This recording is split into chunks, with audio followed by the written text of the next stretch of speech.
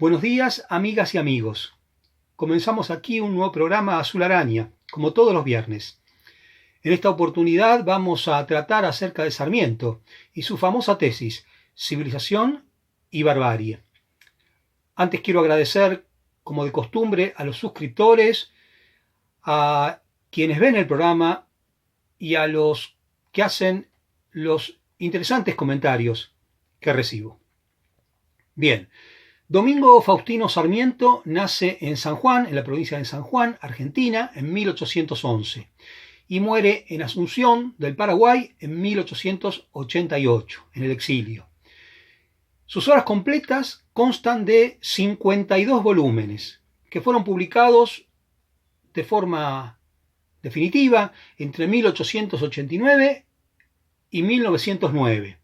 Algunos de sus títulos son Viajes por Europa, África y América, Recuerdos de provincia, de la educación popular y Facundo, que es el libro que vamos a tratar hoy. Se lo considera el mejor prosista en lengua española del siglo XIX. Y en su obra enseña, critica, divulga, ataca, defiende, con un estilo personal, vigoroso, desordenado, preciso, demoledor, apasionado como buen romántico. A Sarmiento pareciera que no le faltan las palabras a la hora de decir. Su libro, Facundo, como decíamos, el que tratamos hoy, está constituido por tres aspectos centrales, biográficos en torno de el caudillo riojano, Juan Facundo Quiroga, Juan Manuel de Rosas y el propio Sarmiento. Políticos en cuanto a la lucha entre unitarios y federales, y sociológicos en relación a el título del programa de hoy, que es la lucha o la antinomia entre civilización y barbarie. Bien, es un libro sui generis. Podría decirse que se trata de un ensayo, pero en él tenemos una gran cantidad de géneros. Es un libro lírico, descriptivo en cuanto a la geografía, por momentos una novela, por momentos y siempre polémico, una crónica, una historia, un panfleto y un alegato. Es decir, muchos formatos de la prosa del siglo XIX se acumulan en él. Y la estructura está constituida por una introducción, 3 partes y un apéndice. La introducción da la idea general del libro.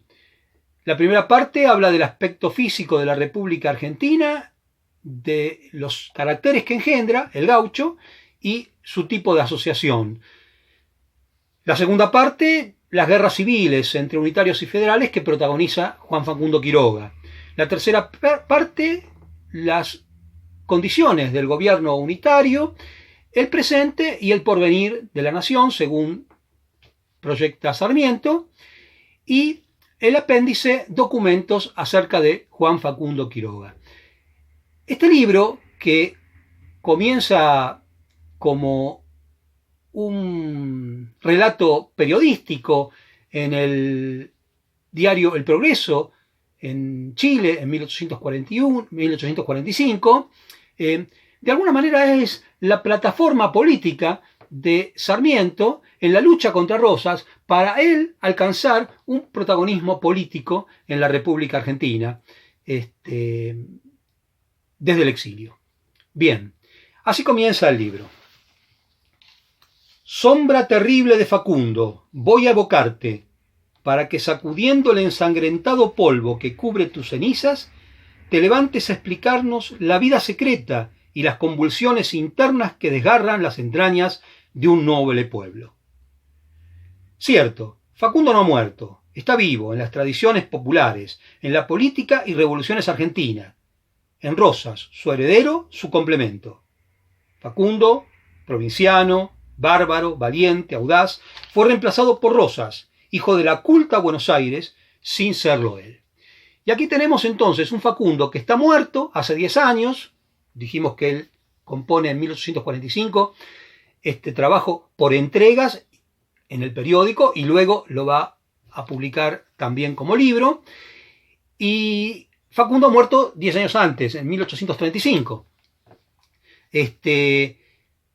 Pero en esta semblanza de Facundo, él va a tener un objetivo que es, además de mostrar las características de la barbarie representadas en el caudillo riojano, atacar a Rosas, que es la figura política que gobierna el país y que lo tiene a él en el exilio, a Sarmiento, desde 1840, en Chile. Bien, Sarmiento va a decir respecto de su trabajo: la República Argentina es hoy la sección hispanoamericana que en sus manifestaciones exteriores ha llamado preferentemente la atención de las naciones europeas. Francia, por ejemplo. Sus más hábiles políticos no han alcanzado a comprender nada de lo que sus ojos han visto al echar una mirada precipitada sobre el poder americano que desafiaba a la gran nación. Dicen, es un volcán subalterno, sin nombre de los muchos que aparecen en América. Pronto se extinguirá, refiriéndose a Rosas, al gobierno de Rosas, al Partido Federal, a lo que Sarmiento va a considerar la barbarie. Pues bien, a la República Argentina, dice Sarmiento, le hace falta un Tocqueville que, premunido del conocimiento de las teorías sociales, como el viajero científico de barómetros, etcétera, etcétera, etcétera, pueda explicar las razones, digamos, que constituyen la lucha política de la República Argentina entonces. Y ese personaje que falta es el que o ese lugar que falta dentro de la intelectualidad argentina, lo va a ocupar Sarmiento con este libro. Bien,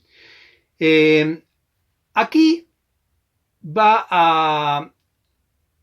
a decir, además, que si se pudiera hacer esa obra, que es la que emprende con este texto, con el Facundo, hubieras entonces explicado el misterio de la lucha obstinada que despedaza aquella república, hubieranse clasificado distintamente los elementos contrarios, asignado su parte a la configuración del terreno, a los hábitos que engendra, a las tradiciones españolas, a la conciencia nacional, la Inquisición y el absolutismo hispano, la influencia de las ideas opuestas que han transformado el mundo político, a la barbarie indígena, su parte de civilización europea, su parte, en fin, a la democracia, consagrada por la Revolución de 1810, a la igualdad, cuyo dogma ha penetrado hasta las capas inferiores de la sociedad.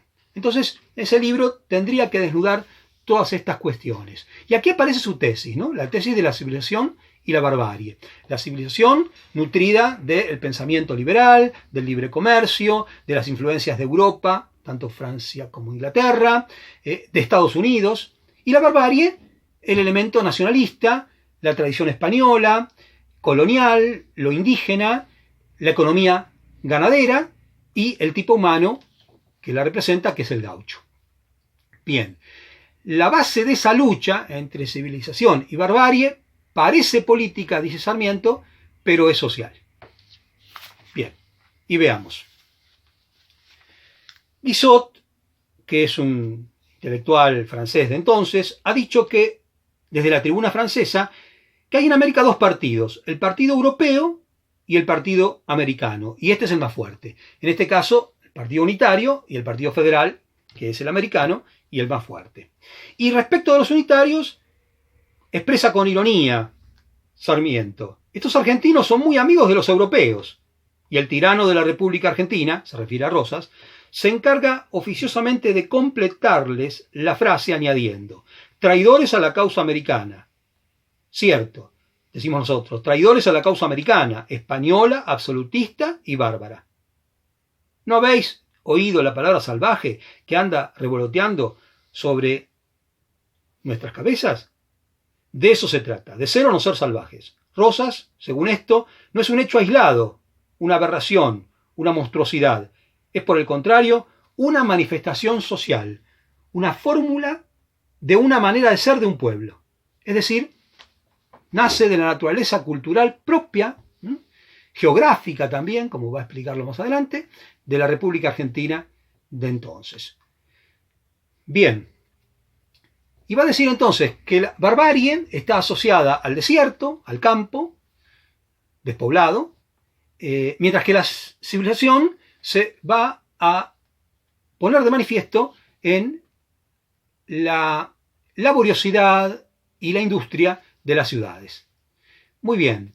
En esa extensión salvaje que es el desierto, la inseguridad con que el hombre vive, que puede ser atacado por un animal salvaje, por las inclemencias del tiempo, por un rayo, por el hambre, hacen que haya una inclinación hacia estoica, ¿no? Aceptar la muerte con resignación.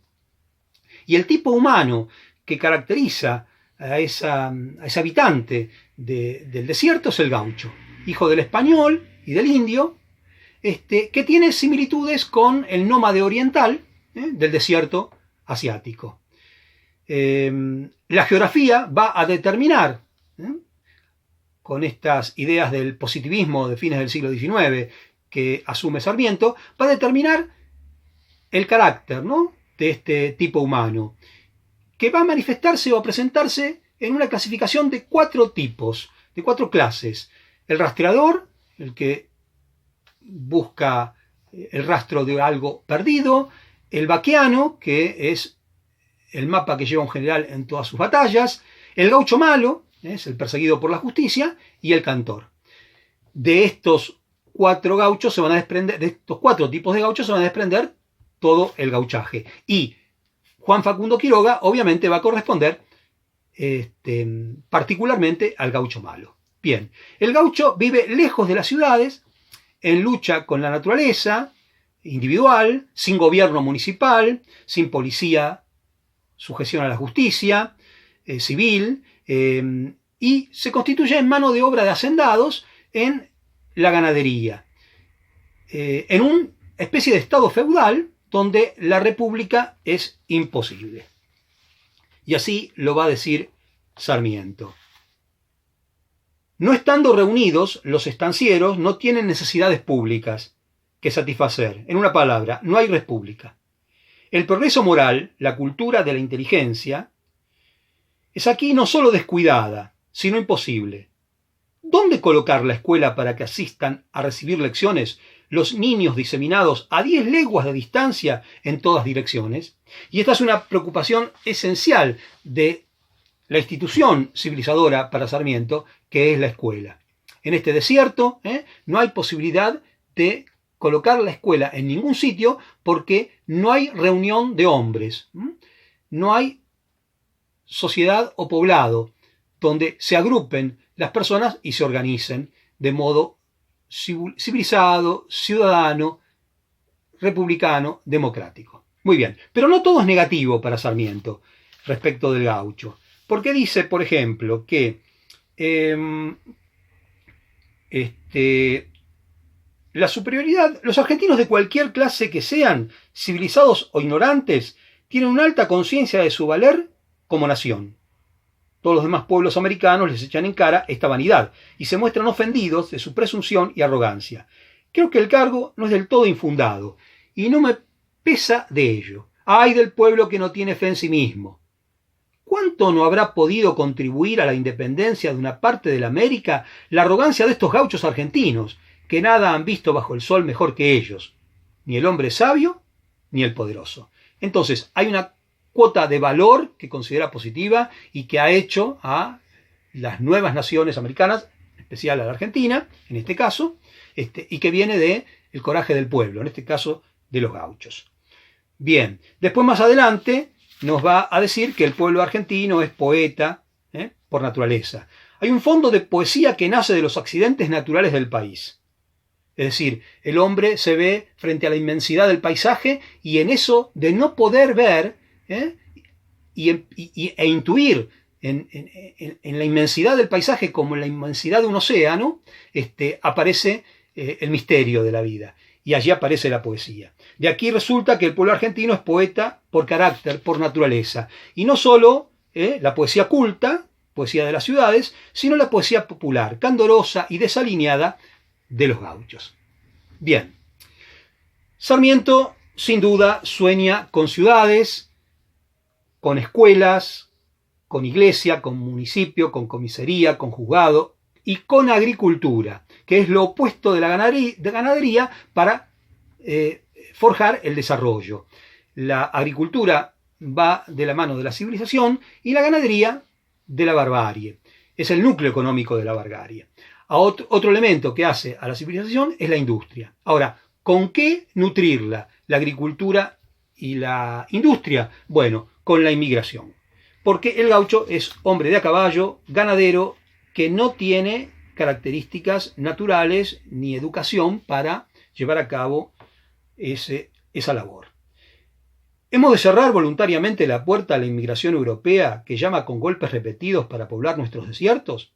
¿Y hacernos, a la sombra de nuestro pabellón, pueblo innumerable como las arenas del mar? Es decir, ¿hemos de renunciar, porque haya una política de estas características, a abrir las puertas de la nación? Pues no. Este es un fenómeno que va a ocurrir después de la caída de Rosas de 1852. En el preámbulo de la Nación Argentina de 1853 se abren las puertas para todos los hombres del mundo que quieran habitar la Nación Argentina, es decir, una apertura a la inmigración, o sea que el modelo de Sarmiento va a cumplirse, va a llevarse a cabo. Bien, la vida aislada que lleva el gaucho salvaje tiene un solo tipo de asociación, ya que no hay ciudades ni pueblos donde se agrupen, que es el de la pulpería. Allí se da el juego de las cartas, el juego de la equitación, el gaucho es un centauro. Hay una anécdota donde el Chacho Peñalosa, el caudillo riojano, es encontrado en el exilio en Chile y le preguntan, ¿cómo anda, amigo? Y él le dice, ¿y cómo me ha de ir? En Chile y a pie. Con lo cual, esta condición, ¿no?, de hombre de a caballo es una característica a la que debemos sumar la de el manejo con el cuchillo, la destreza con el cuchillo. Y el duelo a cuchillo también se va a dar en ese ambiente. Muy bien. Es importante también destacar el rol del periodismo, ¿no?, que es lo que ejerce Sarmiento. Y él dice, desde Chile nosotros no podemos dar a los que perseveran en la lucha bajo todos los rigores de las privaciones y con la cuchilla exterminadora, que como la espada de Damocles pende a todas horas sobre sus cabezas, nada. Es decir, no pueden ellos luchar físicamente, desde Chile, desde el exilio. Algunos en Chile, otros en Uruguay, otros en Brasil. Nada excepto ideas, excepto consuelo, excepto estímulo. Chile suministra la prensa. La prensa.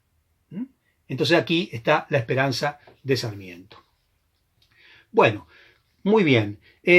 Aclara que no es Rosas el protagonista de esta historia, diciendo, el que haya leído las páginas que preceden creerá que es mi ánimo trazar un cuadro apasionado de los actos de barbarie que han deshonrado el nombre de Juan Manuel de Rosas, pero es de otro personaje de quien debo ocuparme.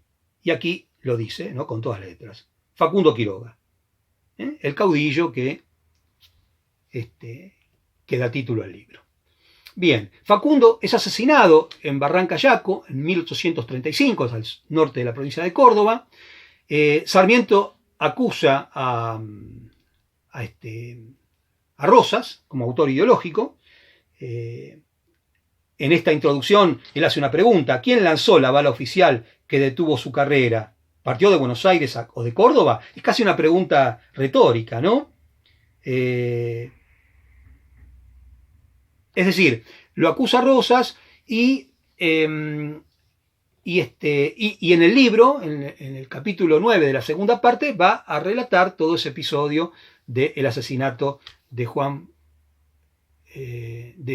Facundo Quiroga. Bien, Facundo entonces lidera 8 provincias, es una figura central en el Partido Federal, que disputa, según Sarmiento, el poder a Rosas, gobernador de Buenos Aires. Esa interna política va a llevar al asesinato a Rosas, a sacar del medio a esta figura que, según Sarmiento, empieza a entablar relaciones con los unitarios y a querer de alguna manera disputar el poder.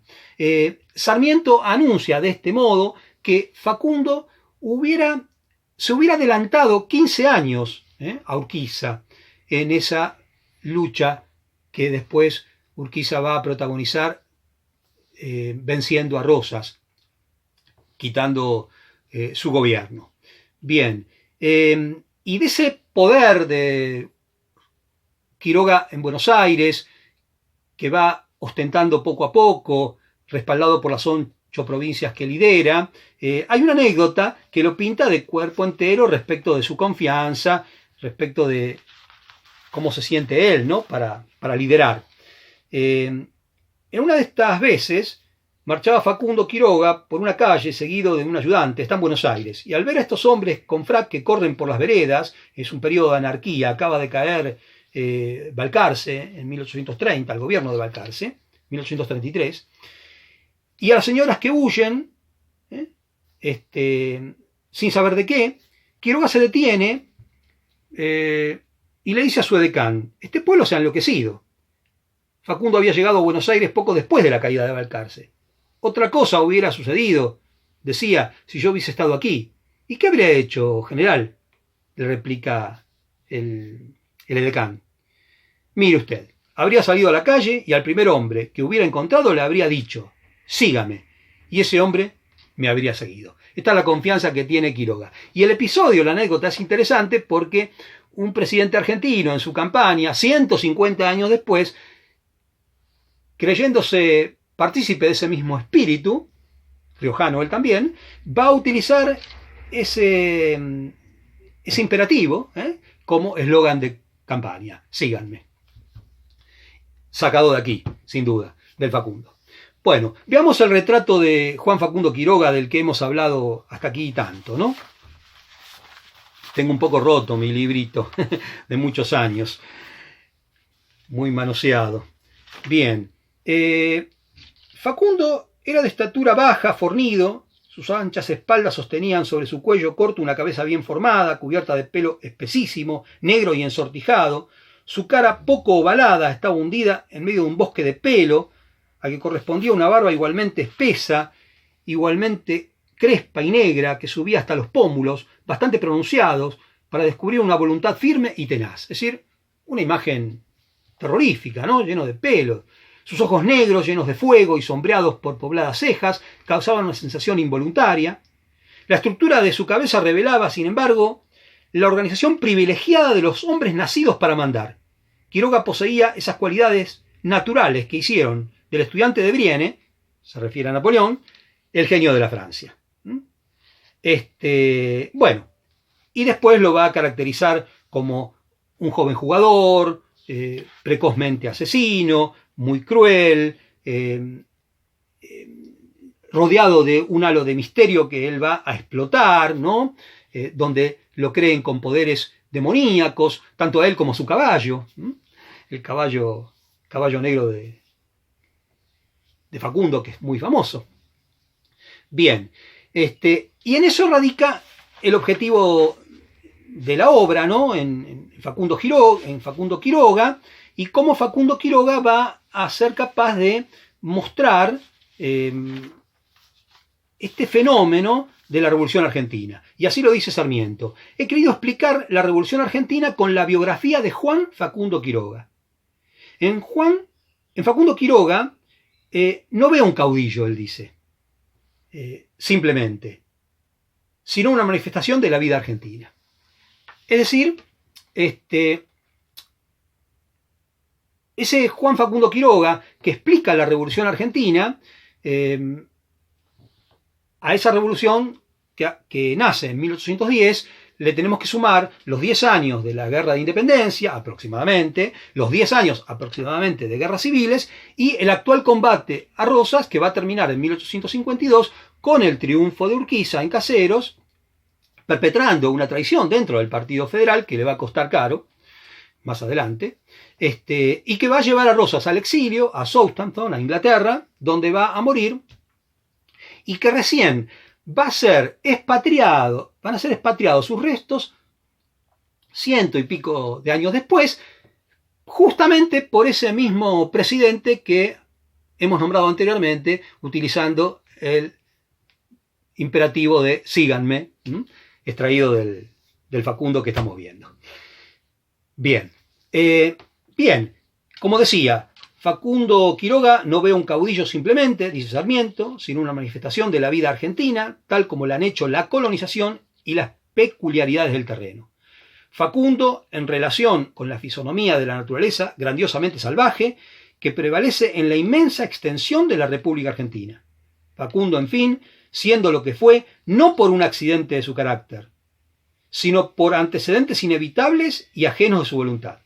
Un caudillo que encabeza un gran movimiento social no es más que el espejo en que se reflejan en dimensiones colosales las creencias, las necesidades, preocupaciones y hábitos de una nación en una época dada de su historia. No es una casualidad, no es un capricho de la historia, no es un accidente, sino que es aquel que surge del barro con que se amasa una cultura, una sociedad, un momento de la historia. Y, finalmente, va a decir que Juan Facundo Quiroga no ha sido entendido del todo, como tampoco se refiere a los observadores europeos, como no ha sido comprendido todavía el inmortal Bolívar, que él ha visto en la Enciclopedia Nueva vestido del general europeo, cuando en verdad Bolívar debe ser visto como el caudillo americano, es decir, con estas características de la barbarie que él está asimilando a Juan Facundo Quiroga. Colombia tiene llanos, vida pastoril, vida bárbara, americana pura, y de ahí partió el gran Bolívar. De aquel barro hizo su glorioso edificio, como lo hizo el propio Facundo. La manera de tratar la historia de Bolívar, de los escritores europeos y americanos, conviene a San Martín, que es el militar de carrera, pero no es Facundo Quiroga, un militar de carrera, sino un hombre que se ha amasado general en la lucha, prevaleciendo por su natural liderazgo romántico, apasionado, en ese espacio, en ese desierto, donde ha caracterizado Sarmiento a la barbarie. Bien, espero que les haya gustado el programa, que se suscriban, que lo divulguen entre sus amigos y que nos volvamos a ver la semana próxima con un nuevo autor y una nueva obra.